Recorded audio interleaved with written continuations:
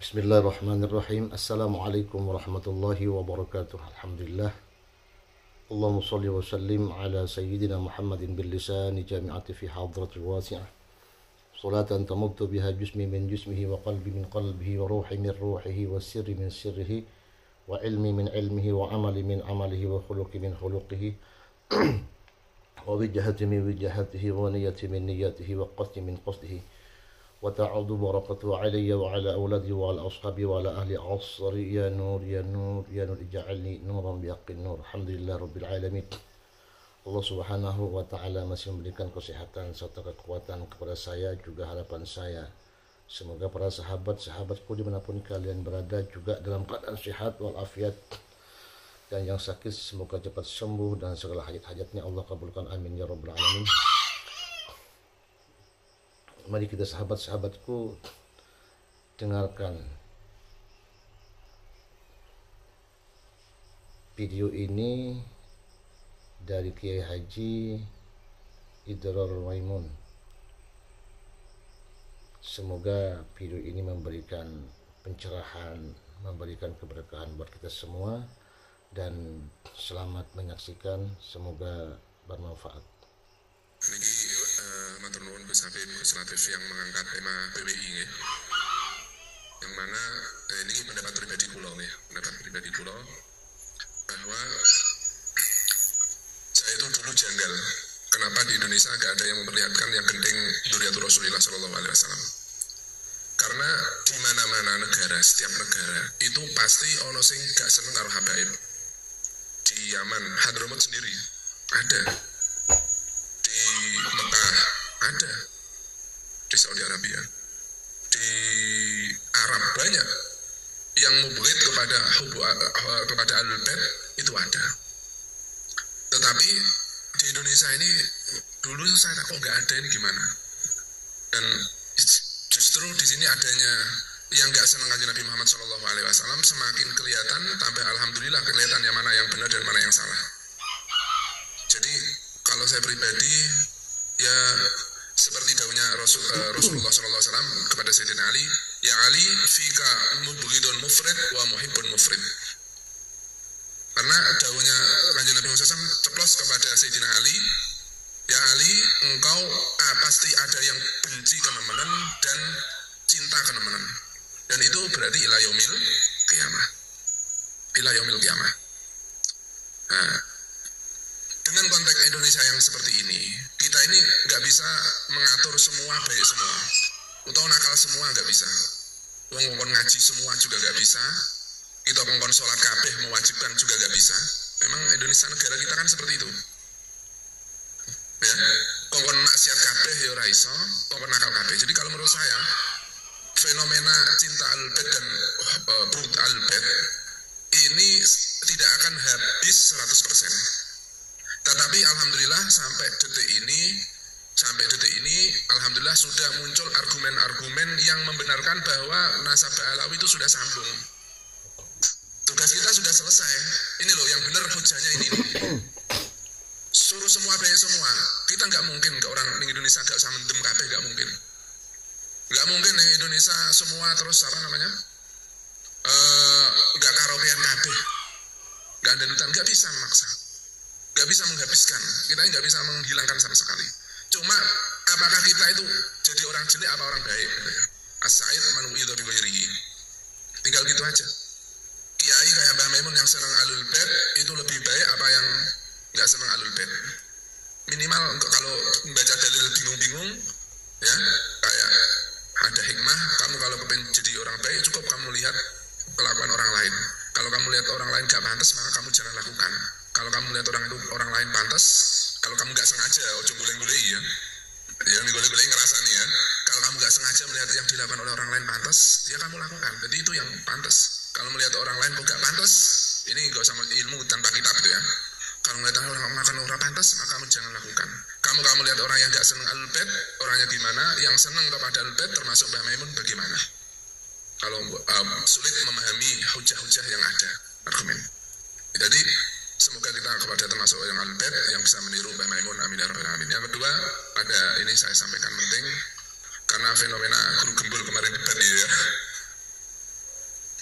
saya sebenarnya yang mengikuti karena ini permasalahan umat. Jadi permasalahan umat ini mumpung rame, mumpung dihadirkan, mumpung di ini mengatakan bahwa ilmu nasab itu tidak ilmiah. Ini pulau izin kepada taruh matur masalah. Rodok dan kedik mboten ono izin. Ya. Ini karena fenomena guru gembul kemarin mengatakan seakan-akan ilmu nasab itu tidak ilmiah. Jadi gini, ini penting, umat ini harus tahu. Ini harus tahu bahwa menurut guru gembul kemarin bahwa ini kan ilmu nasab akidah itu kan kepercayaan. Kepercayaan itu tidak ilmiah, tidak apa namanya bahasanya apa? Tidak tidak rasional dan lain-lain lah, tidak akademisi, tidak apa macam itu. Kalau menurut saya enggak. Keluasan keilmiahan Islam, syariat Islam yang termasuk mengatur nasab, mengatur ilmu nasab itu sangat-sangat rasional. Sangat-sangat rasional. Kenapa? Jadi di kitab Fiqhul Manhaji dikatakan syuhra wal istifadah itu dicukupkan. Kenapa? Karena realitanya secara realistis orang itu kalau kepingin mencari nasabnya harus ada bukunya, catatannya nggak mungkin. Coba yang sini, catatannya ono Mbah Buyute sapa? Masa harus rasa-rasa itu? Namanya nggak realistis. Maka oleh karena itu Islam itu rasional tapi juga realistis. Maka oleh karena itu Rasulullah SAW dalam membikin ilmu nasab itu dan begitu yang lain-lainnya, nggak semuanya itu harus yakin.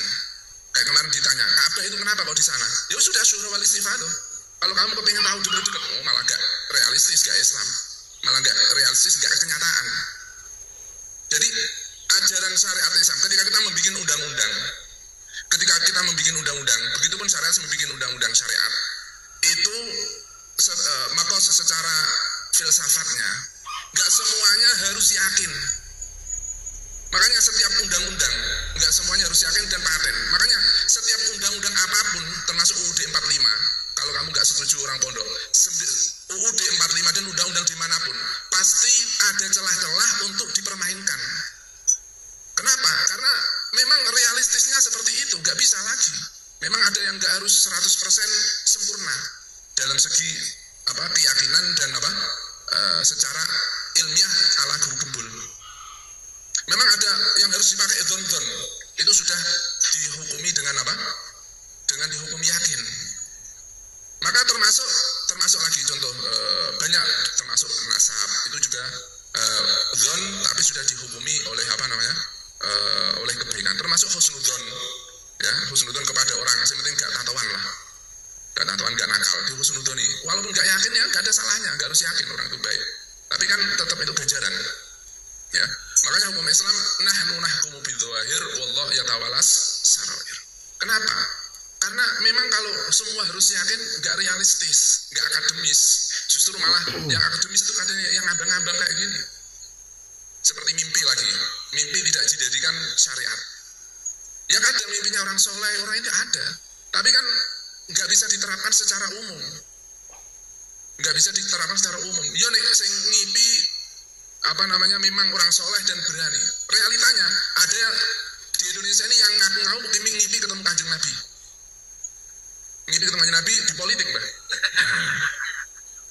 Setelah lewat, enggak itu saya bikin-bikin. Enggak tahu ada yang ingat apa enggak, nanti di memorinya dicari. Mbak Wali. Jadi justru itulah keindahan Islam, nasab. Jadi akademisi itu enggak harus dinalar tok, tapi harus realistis, realita. Makanya mimpi terkadang juga dari soleh, tapi tidak boleh diamalkan, disebutkan oleh umum. Kenapa? Ini enggak realistis kalau diomongkan, enggak indah. Islam enggak indah seperti itu. Jadi itulah logisnya Islam, logisnya ilmu nasab, logisnya secara akal bahwa mengapa ilmu nasab itu ilmiah, ya ilmiah, agamis misalnya. Lalu masalah yang kedua, guru gembul ini penting ya, saya sampaikan kepada umat, ranah kepercayaan itu beda dengan ranah ilmiah. Itu kalau kepercayaan gak islami, kalau kepercayaan islami sesuai dengan ilmiah. Contoh, kita kenapa kepada percaya kanjeng Nabi Muhammad SAW? Ya karena realistis, Quran sebegitu banyaknya, mukjizatnya begitu banyaknya. Masa kayak gitu, mukjizat itu kan apa namanya? Mukjizat itu kan seperti dauhnya kalau di kitab tauhid itu seperti bimanzilati qaulillah sadaqa abdi. Sadaqa abdi fi madda'ah. Benar yang diomongkan orang ini, beliau mengaku nabi dan keluar mukjizat-mukjizat. Dan faktanya nggak ada orang yang mengaku nabi itu mempunyai keanehan-keanehan. Musailamah al-Kadzdzab mengaku nabi berdoa mengikuti kanjeng Nabi SAW, sumur sing asin kanjeng Nabi didoai jadi tawar. Lalu ada orang pengikut Musailamah, ya Musailamah sahibuka yadful alal bi'r, meludah pada bi'r lalu menjadi tawar. Mbok yo kamu bikin kayak gitu. Lalu Musailamah kata mana ada sumur yang asin, saya ludahi, diludahi, tambah pahit, tambah asin. Nah, ini kan jadi ranah akidah. Itu kamu mau percaya langsung satu mujizat silahkan. Tapi nggak bertentangan dengan logis dan bahkan akidah kita, ilmu kalam kita, atau akidah Al-Quran, keyakinan Nabi, keyakinan apapun, itu semuanya logis, semuanya logis. Jadi memang tadi termasuk afat kita itu memang yang enggak apa namanya salahnya enggak mempunyai bidang dalam keagamaan ikut berbicara agama. Nah, itu yang menjadi pokok permasalahan banyak di kita. Jadi sekali lagi saya tegaskan, enggak ada Islam yang enggak logis, bahkan kepercayaan di Islam itu logis. Ya kalau enggak percaya tanya saya aja ya.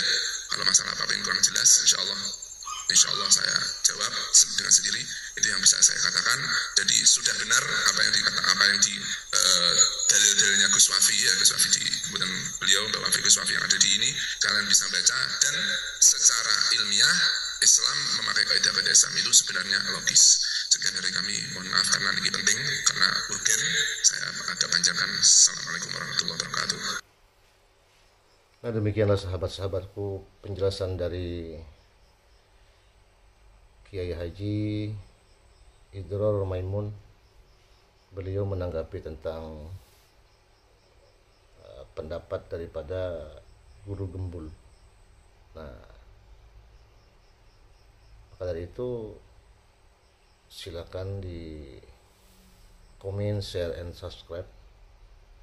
Namun tetap saya mengharapkan kepada kalian, komenan kalian itu yang bermanfaat. Siapa tahu komen Anda itu menjadikan solusi yang terbaik buat yang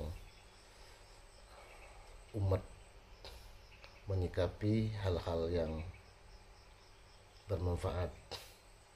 Semoga kita selalu diberikan taufik dan hidayah serta inayahnya dari Allah Subhanahu wa taala. Amin ya rabbal alamin. Selamat menyaksikan.